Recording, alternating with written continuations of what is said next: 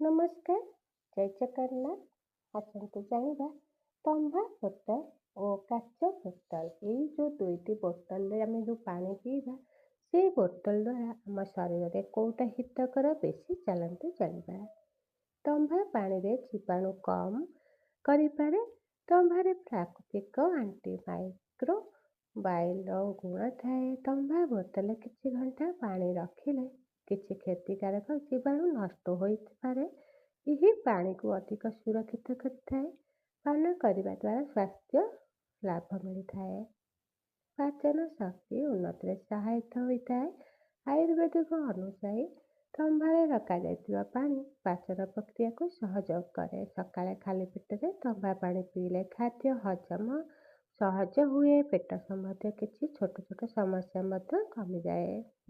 ଶରୀରକୁ ଅଳ୍ପ ପରିମାଣ ଖଣିଜ ଦେଇଥାଏ। ତମ୍ବା ବୋତଲରେ ପାଣି ରଖିଲେ ତାହାର ଅଳ୍ପ ପରିମାଣରେ ତମ୍ବା ଦ୍ରବୀଭୂତ ହୁଏ। ଏହି ଖଣିଜ ଶରୀରରେ ଲାଲ ରକ୍ତକୋଷ ଗଠନ କରେ। ସ୍ନାୟୁତନ୍ତ୍ର ସ୍ୱାସ୍ଥ୍ୟ ଶରୀରର କିଛି କରେ। ତେଣୁ ତମ୍ବା ଶରୀର ଇମ୍ୟୁନିଟି ସିଷ୍ଟମକୁ ମଧ୍ୟ ସମର୍ଥନ କରିଥାଏ। ତମ୍ବାରେ ଥିବା ପାଣି କେବେ କେବେ ପିଇଲେ ଶରୀର ପ୍ରତିରୋଧକ ଶକ୍ତି ଭଲ ରହିଥାଏ। ଛୋଟ ରୋଗରୁ ରକ୍ଷା ମଧ୍ୟ ମିଳିବାରେ ସହଯୋଗ ମିଳିଥାଏ। ପ୍ରାଚୀନ ଆୟୁର୍ବେଦିକ ପରମ୍ପରାରେ ବ୍ୟବହାର ହୋଇଛି ଯେ ଭାରତର ପୁରୁଣା ପରମ୍ପରା ଓ ଆୟୁର୍ବେଦିକରେ ତମ୍ବା ପାତ୍ରରେ ପାଣି ପିଇବାକୁ ଉପକାରୀ ମନାଯାଇଥାଏ। ଲୋକମାନେ ରାତିରେ ପାଣି ରଖି ସକାଳେ ଏହାକୁ ପିଇଥାନ୍ତି, ଯାହାଦ୍ୱାରା ଶରୀରର ସନ୍ତୁଳନ ପାଇଁ ଭଲ ହୋଇଥାଏ। ରାତିରେ ପାଣି ରଖି ସକାଳେ ଯଦି ପିଇବା ବହୁତ ଲାଭ ମିଳିଥାଏ। ଅନେକ ଲୋକ ତମ୍ବା ବୋତଲରେ ପାଣି ରାତିରେ ରଖି ସକାଳେ ପିଇଥାନ୍ତି। କିଛି ଘଣ୍ଟାରେ ତମ୍ବାର ଗୁଣ ପାଣିରେ ମିଶିଥାଏ। ସକାଳେ ପିଇଲେ ଶରୀରକୁ ହାଲକା ଲାଭ ମିଳିଥାଏ। ନିୟମିତ ଯଦି ଆମେ ସଫା କରିବା ଆବଶ୍ୟକ, ତାହେଲେ ତମ୍ବା ବୋତଲକୁ ସବୁବେଳେ ସଫାସଫି କରିବା ଦରକାର। ଲେମ୍ବୁ, ଲୁଣ କିମ୍ବା ତେନ୍ତୁଳି ପାଣି ସହିତ ସଫା କଲେ ଅକ୍ସିଡେସନ କମେ ଓ ବୋତଲ ଭିତରେ ଜମା ହୋଇଥିବା ମଇଳା ଦାଗ ହଟିଯାଏ। ଅଧିକ ସମୟ ପାଣି ରଖିବା ଏଥିରେ ଠିକ୍ ନୁହେଁ। ତମ୍ବା ବୋତଲରେ ପାଣି ଅତ୍ୟଧିକ ସମୟ ରଖିବା ଉଚିତ ନୁହେଁ। ସାଧାରଣତଃ 6ରୁ 8 ଘଣ୍ଟା ପର୍ଯ୍ୟନ୍ତ ରଖିବା ଭଲ। ବହୁତ ଦିନ ପର୍ଯ୍ୟନ୍ତ ରଖିଲେ ତମ୍ବା ପରିମାଣ ବଢ଼ିଯାଇଥାଏ। ଅଧିକ ତମ୍ବା ଶରୀର ପାଇଁ ହାନିକାରକ। ଶରୀରକୁ ଅଳ୍ପ ପରିମାଣ ତମ୍ବା ଆବଶ୍ୟକ ହେଲେ ମଧ୍ୟ ଅଧିକ ତମ୍ବା ହାନିକାରକ ହୋଇଥାଏ। ତମ୍ବା ଅଧିକ ହେଲେ ଶରୀରରେ ବିଷାକ୍ତ ପ୍ରଭାବ ପଡ଼ିପାରେ ଓ ସ୍ୱାସ୍ଥ୍ୟ ସମସ୍ୟା ମଧ୍ୟ ଦେଖାଇ ଦେଇଥାଏ। ବେଶୀ ପିଇଲେ ପେଟରେ ମଧ୍ୟ ସମସ୍ୟା ଆସିଥାଏ। ପେଟ ଯନ୍ତ୍ରଣା, ଅସୁବିଧା କିମ୍ବା ହଜମ ସମସ୍ୟା ମଧ୍ୟ ଆସିପାରେ। ସେଥିପାଇଁ ସନ୍ତୁଳନ ରଖିବା ଆବଶ୍ୟକ। ପ୍ରତିଦିନ ବହୁତ ପରିମାଣ ପାଣି ତମ୍ବା ପାତ୍ରରେ ପିଇବା ଉଚିତ ନୁହେଁ। ଏହାଦ୍ୱାରା ଯଦି ଶରୀର ଅଧିକ ତମ୍ବା ହୁଏ, ତାହେଲେ ବାନ୍ତି, ମୁଣ୍ଡ ଘୂରେଇବା, ଶରୀରରେ ଅସୁବିଧା ହୋଇପାରେ। ସେଥିପାଇଁ ତମ୍ବା ପାଣି ମାପିକି ରଖି ପିଇବା ଦରକାର। ତମ୍ବା ପାତ୍ରରେ ଲେମ୍ବୁ ପାଣି, ଏସିଡ୍ ଜାତୀୟ ପାଣି ତମ୍ବା ବୋତଲରେ କେବେ ରଖନ୍ତୁ ନାହିଁ। ଏହି ପାଣି ଯଦି ପିଇବେ ଶରୀର ଅସୁସ୍ଥ ହୋଇଥାଏ। ଏହା ଧାତୁ ସହିତ ପ୍ରତିକ୍ରିୟା କରି ପାଣିରେ ଅଧିକ ତମ୍ବା ମିଶାଇଥାଏ। ସେଥିପାଇଁ ଖଟା ଜାତୀୟ ପାଣି ତମ୍ବା ପାତ୍ରରେ ରଖିକି ପିଇବେ ନାହିଁ। ଏହା ସ୍ୱାସ୍ଥ୍ୟ ପାଇଁ ଭଲ ନୁହେଁ। ଫଳ ରସ ବି ଯଦି ଭିନେଗାର କିମ୍ବା ଅନ୍ୟ କିଛି ଖଟା ପାନୀୟ ତମ୍ବା ବୋତଲରେ ରଖିଲେ ଧାତୁ ସହିତ ପ୍ରତିକ୍ରିୟା ହୋଇପାରେ। ତେଣୁ ଏଥିରେ ପାଣିରେ ଧାତୁ ପରିମାଣ ବଢ଼ି ଶରୀର ପାଇଁ କ୍ଷତିକାରକ ହୋଇଥାଏ। ତେଣୁ ତମ୍ବା ଯେତିକି ଉପକାର, କ୍ଷତିକାରକ ମଧ୍ୟ। ତେଣୁ ତମ୍ବା ପାତ୍ରରେ ପିଇବା ପୂର୍ବରୁ ସବୁ ବିଷୟରେ ଜାଣିକି ତମ୍ବା ପାତ୍ରରେ ପାଣି ରଖିକି ପିଇବା ଉଚିତ। ଏହା ସହିତ ତମ୍ବା ବୋତଲରେ ସମୟ ସହିତ ଅକ୍ସିଡେସନ ହୋଇ ଗାଢ଼ ରଙ୍ଗ ଧରିପାରେ। ଏହା ସାଧାରଣତଃ ଘଟଣା। ତେବେ ସମୟ ସମୟ ସଫା କରିବା, ବୋତଲ ସୁରକ୍ଷିତ ବ୍ୟବହାର ଯୋଗ୍ୟ ରହିବା ଦରକାର। ଏହି ବୋତଲକୁ ଠିକ୍ ଭାବରେ ସନ୍ତୁଳନ ସହିତ ବ୍ୟବହାର କଲେ ଲାଭଦାୟକ ହୁଏ। କିଛି ଘଣ୍ଟା ପାଇଁ ପାଣି ରଖି ପିଇବା ଉଚିତ। ନିୟମିତ ସଫା କରିବା ଓ ଅତ୍ୟଧିକ ବ୍ୟବହାର ନ କରିବା ଭଲ। ଏବେ ଚାଲନ୍ତୁ ଜାଣିବା କାଚ ବୋତଲ ବିଷୟରେ। ତାର କ'ଣ ଉପକାରିତା? ତାହେଲେ ଆପଣମାନେ ଏଠି ଜଣେଇବେ ଯେ କେଉଁ ବୋତଲ ବେଶୀ ଆମ ପାଇଁ ଉପକାର। ଦୟାକରି କମେଣ୍ଟରେ ମୋତେ ଜଣେଇବେ। 1ରେ କାଚ ପାଣି ସହିତ ପ୍ରତିକ୍ରିୟା କରେ ନାହିଁ। କାଚ ଏକ ରାସାୟନିକ ଭାବେ ସ୍ଥିର ପଦାର୍ଥ। ଏହା ପାଣି ସହିତ କୌଣସି ପ୍ରତିକ୍ରିୟା କରେ ନାହିଁ। ସେଥିପାଇଁ କାଚ ବୋତଲରେ ରଖାଯାଇଥିବା ପାଣି ସୁରକ୍ଷିତ ଓ ପ୍ରାକୃତିକ ଅବସ୍ଥାରେ ରହିଥାଏ। ପାଣିର ସ୍ୱାଦ ସର୍ବଦା ଏକ ହିଁ ରହିଥାଏ। କାଚ ବୋତଲରେ ପାଣି ରଖିଲେ ତାହାର ସ୍ୱାଦ ପରିବର୍ତ୍ତନ ହୋଇନଥାଏ। ଧାତୁ କିମ୍ବା ପ୍ଲାଷ୍ଟିକ ଭଳି ଗନ୍ଧ କିମ୍ବା ରୁଚି ପାଣିରେ ମିଶେ ନାହିଁ। ଯାହାଦ୍ୱାରା ପାଣିର ସର୍ବଦା ତାଜା ଓ ସ୍ୱାଭାବିକ ଭାବରେ ଲାଗିଥାଏ। କୌଣସି ରାସାୟନିକ ପଦାର୍ଥ ଏଥିରେ ମିଶି ନାହିଁ। କାଚ ବୋତଲରେ ପାଣି ରଖିଲେ ତାହାର କୌଣସି କ୍ଷତିକାରକ ରାସାୟନିକ ପଦାର୍ଥ ମିଶେ ନାହିଁ।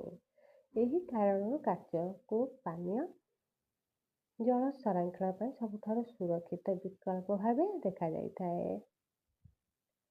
ସ୍ୱାସ୍ଥ୍ୟ ପାଇଁ ସୁରକ୍ଷିତ ମନାଯାଏ। କାଚ ବୋତଲରେ ପାଣି ପିଇବା ଦ୍ୱାରା ଭଲ ମନାଯାଇଥାଏ। ଏହା ଦ୍ୱାରା କୌଣସି ବିଷାକ୍ତ ପଦାର୍ଥ ନଥାଏ। ଦୀର୍ଘ ସମୟ ପର୍ଯ୍ୟନ୍ତ ମଧ୍ୟ ପାଣିକୁ ସଂରକ୍ଷଣ କରି ଶରୀର ପିଇଲେ କାଚ ବୋତଲରେ ଶରୀର ପାଇଁ କ୍ଷତିକାରକ ହୁଏ ନାହିଁ। କିନ୍ତୁ ତମ୍ବାରେ ଅଧିକ ସମୟ ସୁରକ୍ଷିତ ନୁହେଁ। ଅଧିକ ପାଣି ପିଇବା ବି ତା ଦେହରୁ ସୁରକ୍ଷିତ ନୁହେଁ।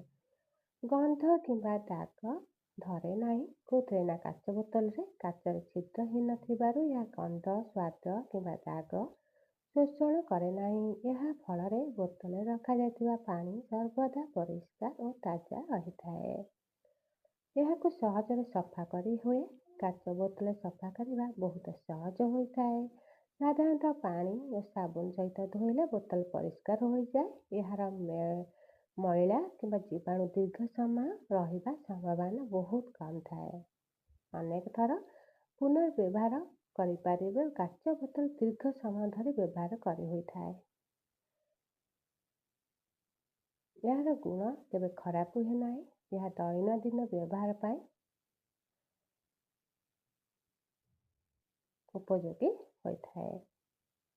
ପରିବେଶ ପାଇଁ ଭଲ ବିକଳ୍ପ ହେଉଛି କାଚ ବୋତଲ। ପରିବେଶ ଏହାକୁ ପୁନର୍ବ୍ୟବହାର ପୁନଃଚକ୍ରାୟନ କରାଯାଇପାରେ।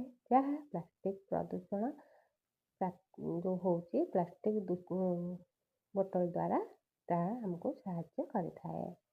କୌଣସି ପାନୀୟ ରଖିପାରିବେ କୋଉଥିରେ ନା କାଚ ବୋତଲରେ। ଫଳରସ ହଉ ଖଟା ଜିନିଷ ହଉ ସବୁ କାଚ ବୋତଲରେ କୌଣସି ସାଇଡ୍ ଇଫେକ୍ଟ ହୁଏ ନାହିଁ।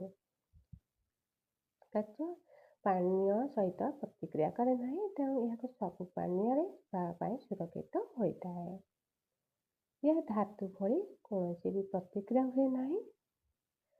ପାଣି କିମ୍ବା ଅନ୍ୟ ପାନୀୟର ଗୁଣବତ୍ତାକୁ ପରିବର୍ତ୍ତନ ମଧ୍ୟ କରେ ନାହିଁ। ଦୀର୍ଘ ସମୟ ପାଣି ସଂରକ୍ଷଣ ସମ୍ଭବ। କାଚ ବୋତଲରେ ପାଣି ଦୀର୍ଘ ସମୟ ପର୍ଯ୍ୟନ୍ତ ରଖିଲେ ଆମର କୌଣସି ଅସୁବିଧା ହୁଏ ନାହିଁ। ପାଣିର ସ୍ୱାଦ କିମ୍ବା ଗୁଣ ମଧ୍ୟ ନଷ୍ଟ ହୁଏ ନାହିଁ। ଯାହାକୁ ଏହା ସଂରକ୍ଷଣ ପାଇଁ ବହୁତ ଭଲ ବିକଳ୍ପ ଅଟେ। ଏବଂ ତମ୍ବା ପାତ୍ର ଠାରୁ କାଚ ପାତ୍ରର ଆମର ପଇସାରେ ବି କମ୍ ରେଟ୍ ଆଉ ଗୁଣରେ ବି ତମ୍ବା ଠାରୁ କାଚ ପାତ୍ର ଭଲ।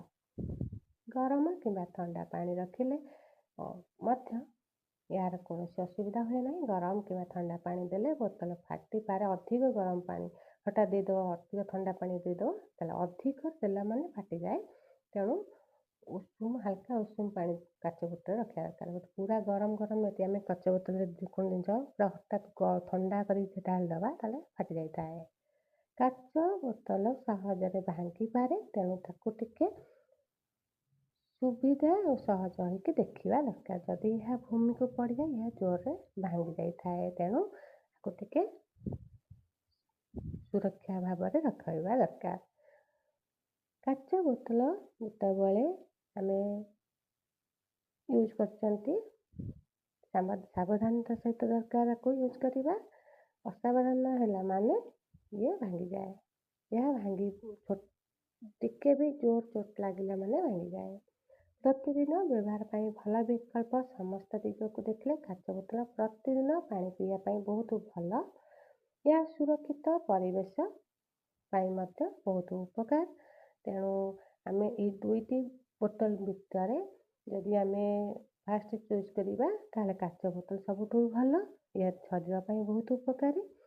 ତା ସହିତ ପଇସାରେ ବି ଆମେ ଯଦି ମାର୍କେଟକୁ ଯିବା ତମ୍ବା ବୋତଲ ରେଟ୍ ଅଧିକ କାଚ ବୋତଲ ଠାରୁ, ସେଥିପାଇଁ ବି ଆମକୁ ଏଟା ସୁବିଧା ମିଳିବ। ତମ୍ବା ବୋତଲ ପାଣି ପିଇବା ଭଲ, କିନ୍ତୁ ତାର ସଠିକ୍ ୟୁଜ୍ ଜାଣିବା ଦରକାର। ତ କେମିତି ତାକୁ କେତେ ସମୟ ପାଣି ପିଇବା, ତା ଭିତରେ କେଉଁ ପାଣି ରଖିଲେ କ'ଣ ଖରାପ ହେବ କ'ଣ ଭଲ ହେବ ସେଗୁଡ଼ା ବି ଜାଣିବା ଦରକାର। କିନ୍ତୁ କାଚ ବୋତଲ ସେମିତି କିଛି ନଥାଏ, କାଚ ବୋତଲ ସବୁଠୁ ଉପକାରୀ। ନମସ୍କାର, ଜୟ ଜଗନ୍ନାଥ। ଯଦି ଏ ଭିଡ଼ିଓଟି ଆପଣମାନଙ୍କୁ ଭଲ ଲାଗିଥିବ ଦୟାକରି ଏ ଭିଡ଼ିଓଟି ଲାଇକ୍ ସେୟାର କରିବେ ଏବଂ ଚ୍ୟାନେଲଟାକୁ ସବସ୍କ୍ରାଇବ୍ କରିବା ସହିତ ବେଲ୍ ଆଇକନ୍ଟାକୁ ପ୍ଲିଜ୍ କ୍ଲିକ୍ କରିବେ। ଜୟ ଜଗନ୍ନାଥ। ଆପଣମାନଙ୍କ ଆଜି ଦିନଟି ବହୁତ ଭଲରେ କଟୁ। ନମସ୍କାର, ଜୟ ଜଗନ୍ନାଥ।